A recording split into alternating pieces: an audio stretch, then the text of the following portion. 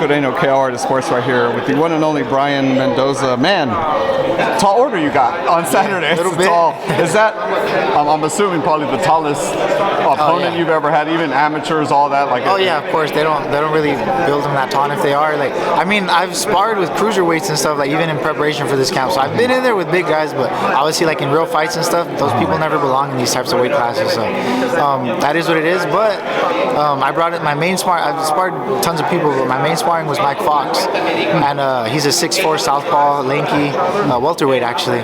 So he gave me tons of great work. I had great looks all through camp. You know, we got a full month in. We got like 70 or more rounds or something in. I'm ready for it, man. I feel it's like I'm not overconfident. I'm obviously not overlooking him, but I feel like a calm, just confidence. You know, this is my moment. I'm fully ready to take advantage. Man, I feel like you're the first opponent of Sebasian Fundora that I've talked to that has had sparring partners like about that. Yeah. I mean, everyone tries to say they try to get a tall guy, but 6'4" is pretty close enough. Right? Yeah, it's close enough. Like you said. Yeah, I just need to figure out where to land that overhand, because, but you know, even like, so you know, I'm obviously going to be going for everything. Everything's a target. I'm not going to be headhunting. You know, like you've seen other guys. Like I'm going to find openings, make openings, and do like just get my job. You know, just like any other fighter. But people are worried about 6'6". His chin isn't 6'6". That's all I need to touch. I'm not worried about hitting his forehead. You know, whatever I need to hit. I feel like that's something people don't really focus on. You know, like 6'6". His chin's not 6'6".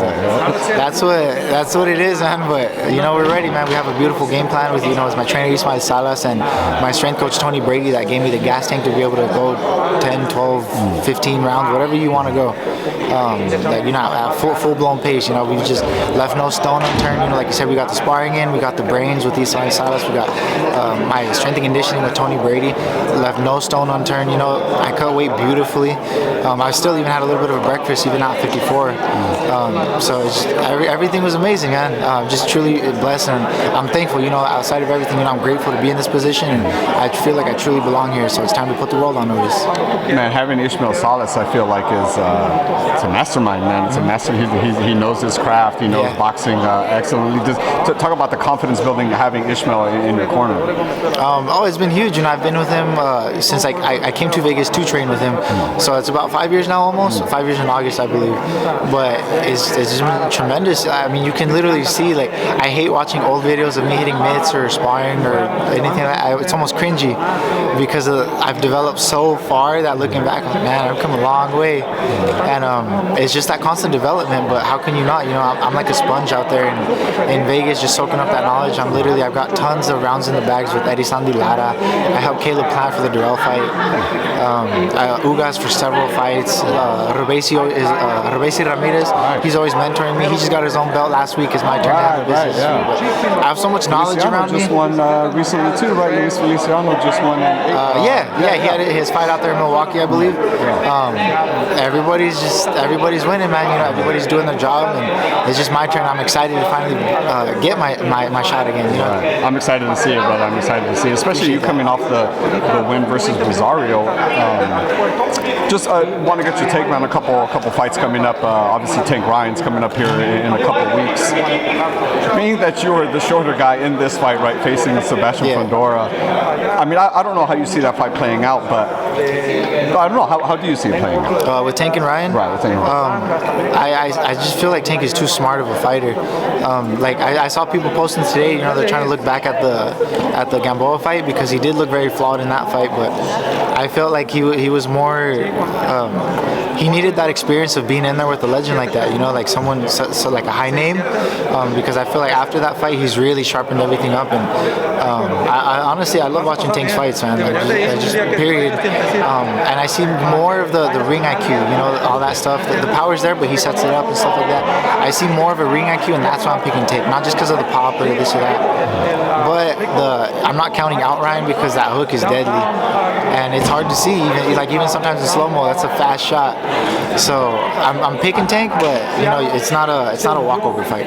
Yeah, no, it should be a good one, man. Hopefully it lives up to all the hype, right? Yeah. Man, another fight that definitely has had hype for 4 or 5 years now, and you know just hasn't come to fruition. It sounds like they're going to announce it the day of Tank versus Ryan. It sounds like Spence versus Crawford. Right, we've heard that before, right? When they're in the ring, man. Right, yeah, we'll believe it when they're in the ring, for sure.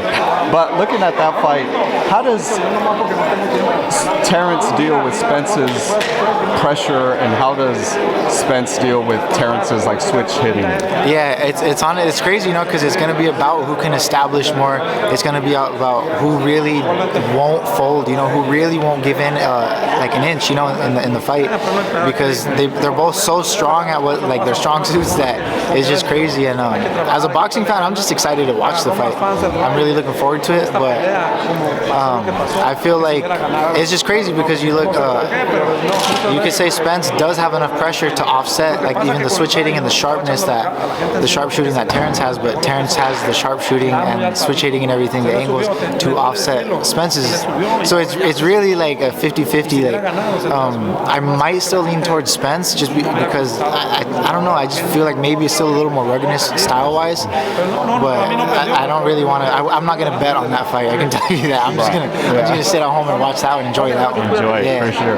Brian, thank you so much, man. People are gonna enjoy your fight Saturday. Tell the fans where they can follow you. My main is Instagram at La Bala Mendoza.